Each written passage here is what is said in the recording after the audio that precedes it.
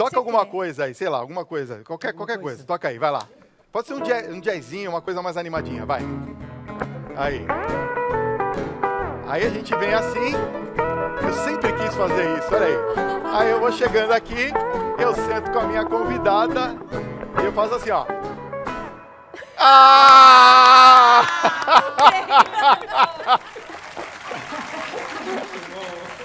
É uma criança, gente. É dia das crianças, gente. Desculpa. Olha só isso, hein, Tiago? Você não esperava por essa, hein? Não esperava. Paciência. Olha. Como é que tá o Ibope? Já caiu? Estamos indo bem. Ótimo, tá certo. Bom, Andréa Deis, queria agradecer a sua presença aqui. Nós vamos falar hoje sobre a importância da crença, do testemunho pessoal de fé e de gratidão. E tem um testemunho legal que você vai dar para a gente. Mas antes, eu queria falar uma coisa muito interessante, porque você é coach. Sim. E a gente sabe que as pessoas, principalmente aqui no Brasil, elas têm assim, ou uma fé muito forte, muito intensa, ou uma fé muito fraquinha, né? Às vezes esperando que se tenha um milagre, ou que aconteça alguma coisa, para que depois elas acreditem.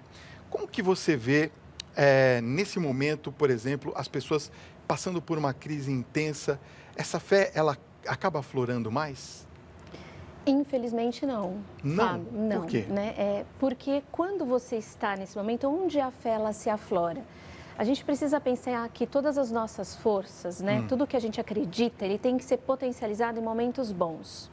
Então, para ela estar ascendente hoje, eu tenho que ter plantado ela ontem. É como uma plantinha. Eu não posso colher ela e eu não vejo os frutos maduros ou as folhas extremamente verdes na primavera se antes eu não cuido dela. A fé é a mesma coisa. A fé é uma coisa que se cultiva, se caminha, que se brota. Ela não é algo que só no momento de aflição que ela se aparece. Aí é o desespero. E aí muitas vezes eu falo, nossa, mas eu rezei tanto, eu orei e não conquistei.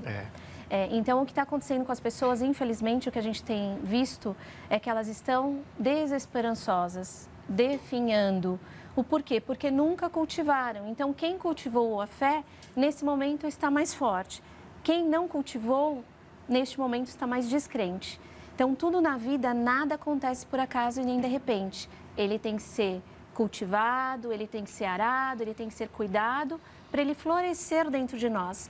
A fé, ela só floresce dentro de nós se a gente aprende com ela, né? Se a gente desenvolve ela. A crença tem uma importância muito grande na vida das pessoas, né? Agora, quando que o homem reconhece a crença de verdade como um caminho a ser seguido na vida? É bastante importante a gente falar sobre isso, porque a maioria das crenças, elas são disfuncionais. Elas agem meio que no nosso cérebro de uma forma que a gente não percebe, né? Então, a gente fala que nós somos ligados como um controle remoto. Então, a crença são convicções que durante a nossa vida nós vamos recebendo. Então, desde da família, que é a primeira instituição, a religião que a gente segue, aos impulsos que a gente recebe das pessoas, né, externas, aos amigos, aos meios de convivência. Chega numa hora, Fábio, que ela se torna de uma forma incondicional. Eu nem percebo e, de repente, eu me comporto de acordo com essa crença. Então, a gente precisa prestar muita atenção, que muitas vezes a gente fala, nossa, mas eu não queria fazer isso, eu fiz. Então, quando você não percebe, ela faz com que você impulsione uma atitude involuntariamente e que muitas vezes pode te prejudicar. Então, existem crenças fortalecedoras e sabotadoras. Existem crenças que servem para nos proteger e minimizar riscos. Existem crenças que nos enfraquecem. Você iniciou a nossa conversa perguntando sobre como como que as pessoas estão hoje meio toda essa crise. Se eu estou com a minha autoestima baixa e, por exemplo, no momento de desemprego, qual a primeira crença que vem para mim? Se eu acabei de ser mandado embora, eu não sirvo mais, eu não sou mais competente. Vai tudo lá para baixo, né? A pessoa sai arrasada, né? Ela sai arrasada. E ela acha que naquele momento que ela foi dispensada, tudo acabou. Tá. E ela não perdeu as competências. No momento de uma doença, então eu recebo o veredito de uma doença, e de uma doença realmente muitas vezes que a doença a gente não tem propriedade sobre ela, né? Ela não avisa, ela chega. O que acontece conosco, com a nossa crença? Talvez nesse momento, né, eu pense, poxa, eu não tenho controle sobre essa doença, minha vida acabou. E aí o que acontece com muitas pessoas que justamente não cultivaram o contrário, que seria fortalecer essa crença?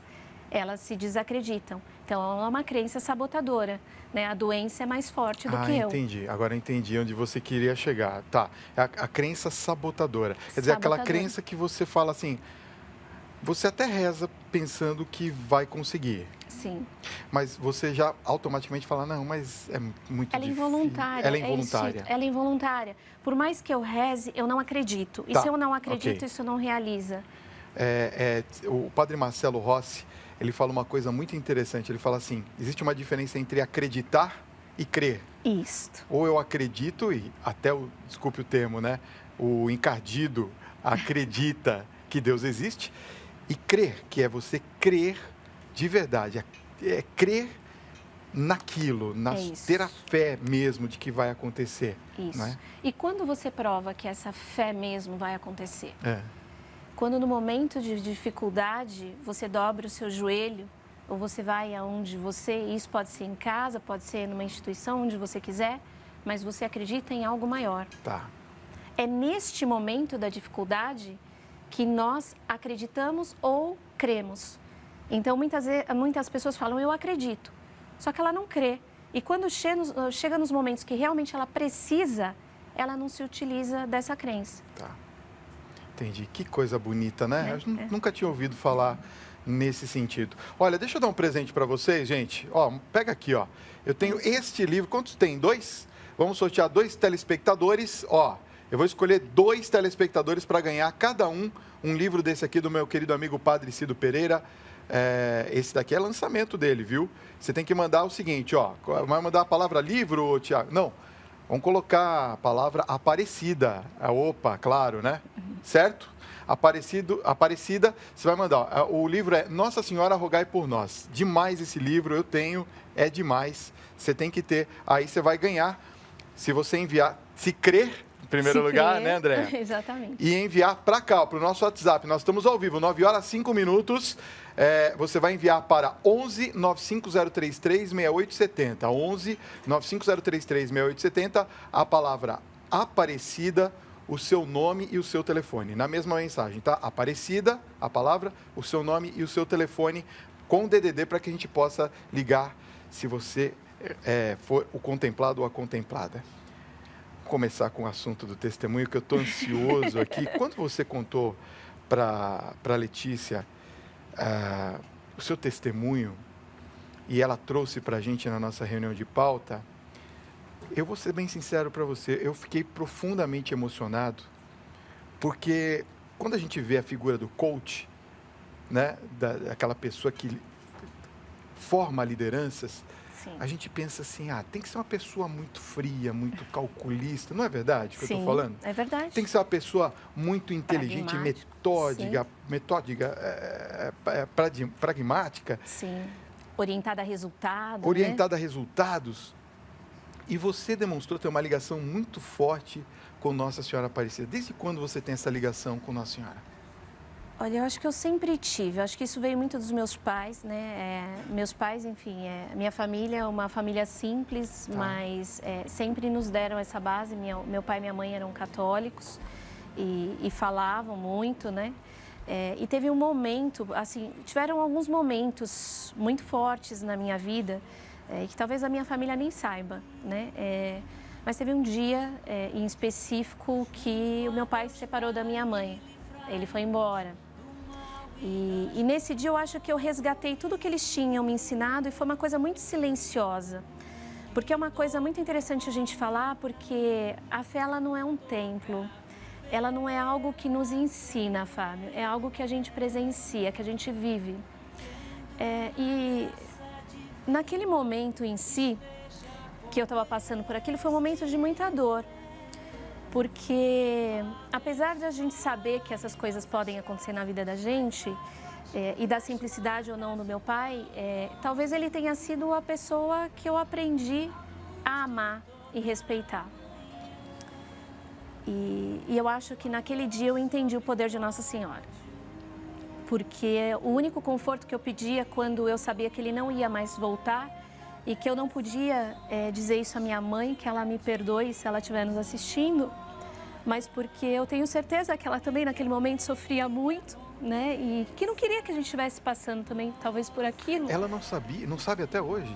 Disso? Não. Não sabe até hoje? Não. Então ela está sabendo junto com o Brasil inteiro? Sim.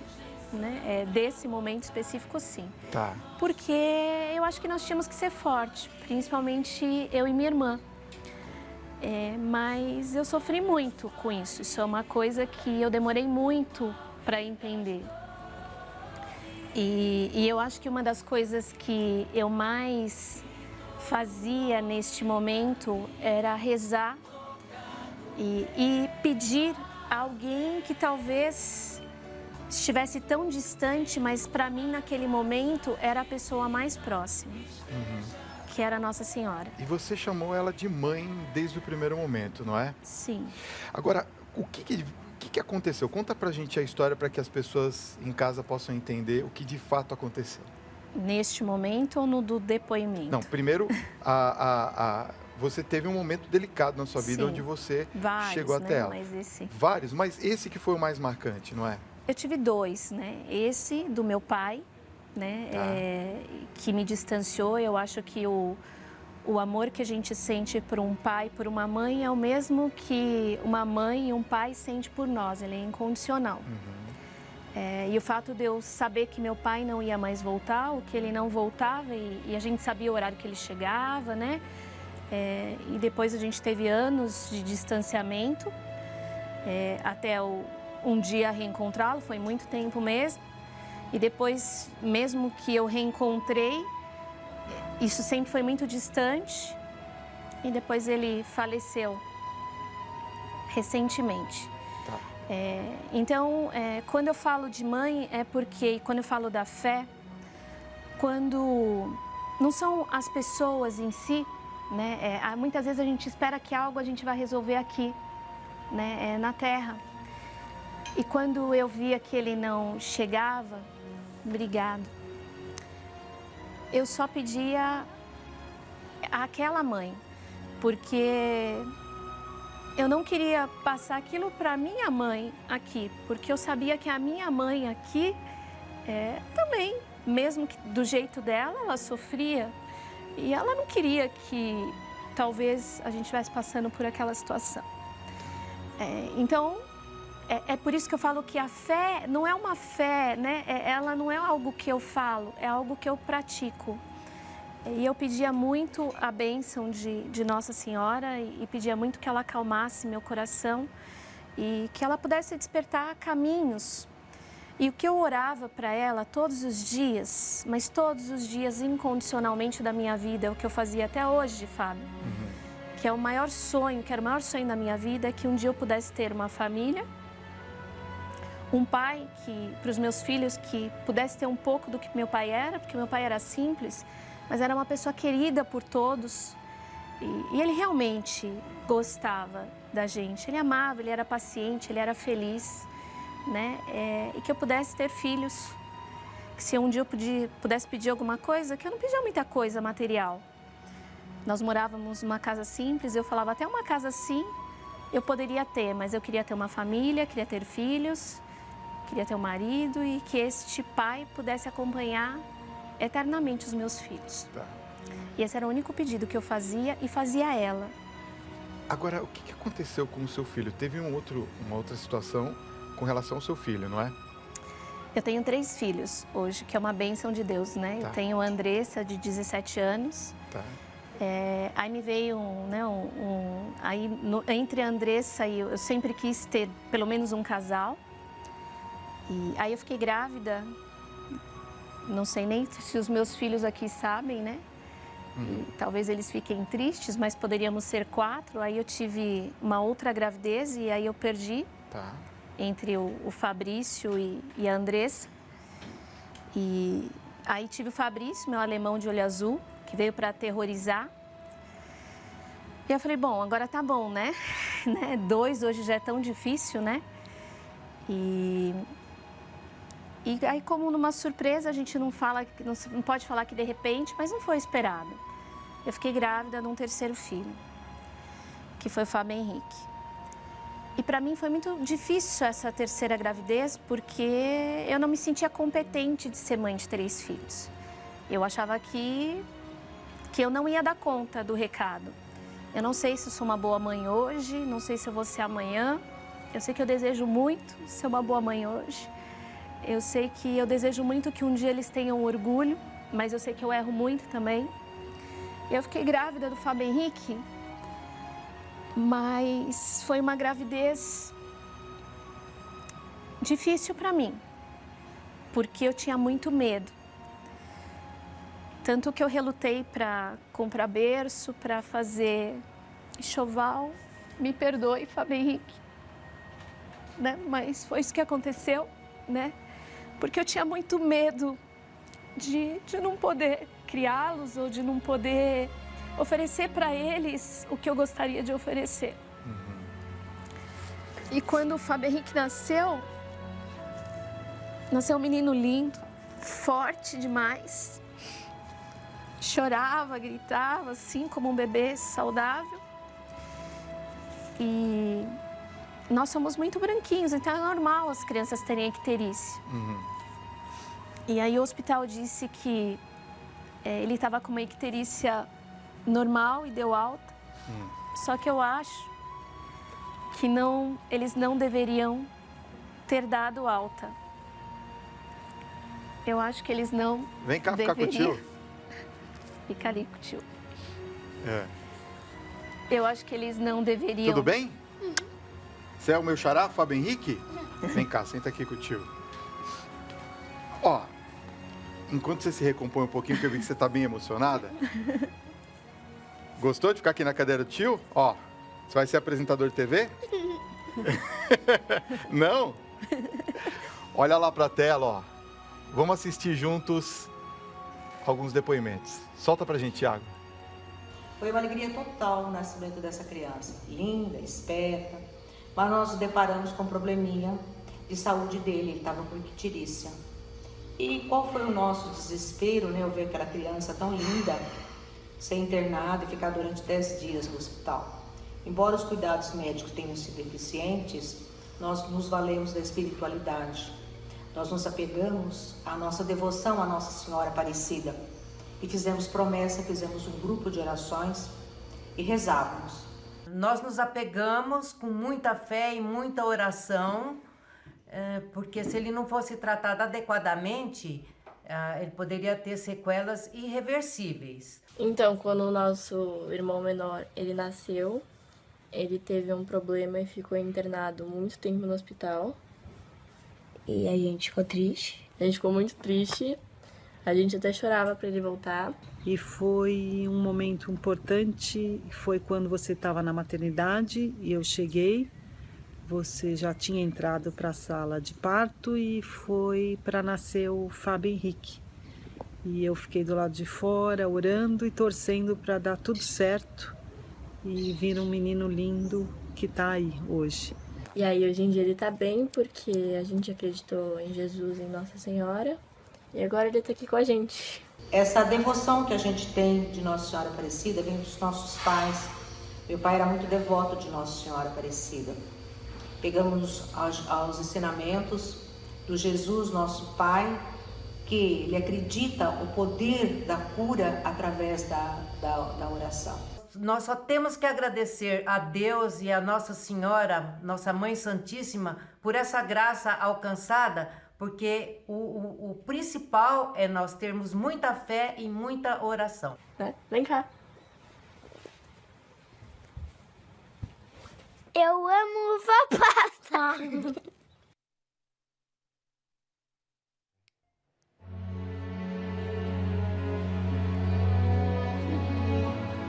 Ah, que legal.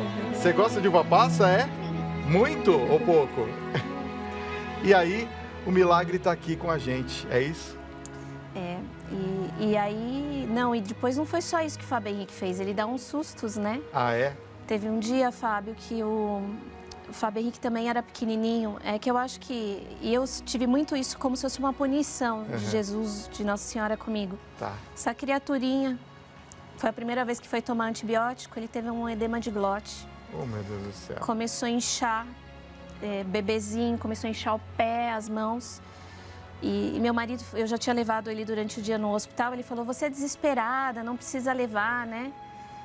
E eu falei, não, Nossa Senhora tá me mandando levar. E eu catei ele quase que de pijama, peguei um táxi, fomos nós dois. E lá no hospital eles disseram, ele foi reinternado de novo, que se eu não chegasse lá em meia hora ele não estaria aqui. Porque aí o edema de glote ele vai fechando a glote. Mas come chocolate até hoje. Ele come, eu não. Você não come chocolate, né? Eu não como, eu fiz uma promessa eterna e eu não como. E não vai comer mais chocolate. Não vou comer mais chocolate. André, olha, é uma pena, o nosso tempo está muito curtinho, apertadinho, mas eu queria agradecer muito por você. E você, meu xará, obrigado por ter vindo, viu? Você tem uma história muito linda, viu? Você vai querer ser o quê quando você crescer? Jogador de futebol. Sério? Igual o Neymar? Você joga bem futebol? Que time que você torce? São Paulo. Eita, nós! São Paulo tá ruim no campeonato, não tá? Pelo menos a gente tem um dia e nunca foi rebaixado. Tome, Fabinho! Obrigado, viu? Obrigado, André, por ter vindo. Deus abençoe vocês, tá bom? Amém. Obrigada, Oh, meu Deus do céu. Vamos tocar uma música bonita para esse momento? Ir ao povo, vamos lá? Bora! Eita, nós! Que emoção, hein? Lindo, né? Que história, gente! Meu Deus do céu! Junto, porque Pois é.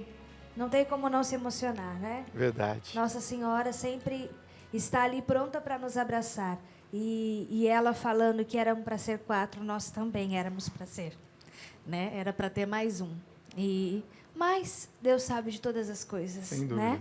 E aí, depois de um tempo, veio a Lara e depois agora tem o Luan, que também teve que ter isso no hospital. E a gente rezou muito de um dia para o outro e Deus nos abençoou, Nossa Senhora estava conosco e tirou e livrou ele de todos os problemas e os males que tinha. Bom, essa canção é do Padre Zezinho, é a música que foi encomendada. E o Padre Zezinho não sabe escrever direito, né? Não, né? Ah, tadinho. Ai, coitado. Que isso. E aí ele fez essa belíssima Quem seríamos música. nós sem Padre Zezinho? O Fala. que seria da nossa igreja, da música, não é? É verdade, católica Fábio. sem Padre Zezinho. E nós somos um grupo criado por ele. Quanta honra nós temos de poder desfrutar da companhia, da amizade e da paternidade também que o Padre Zezinho nos honra todos os dias.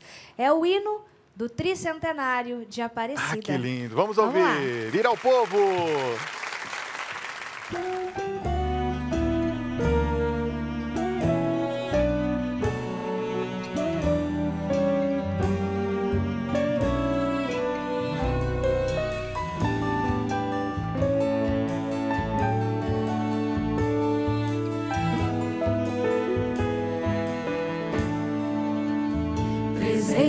Anos de devoção a Maria, 300 anos de oração com Maria, 300 anos de adoração a Jesus, nessas colinas de Aparecida, solidários no sacrário, missionários queremos ser. Pequenina, restaurada, a sua imagem nos ensinou a ser um povo que não sabe esmorecer. E se acaso for ferido, oprimido e esmagado, esquecido e machucado, outra vez reencontrado, nós nosso povo saberá renascer.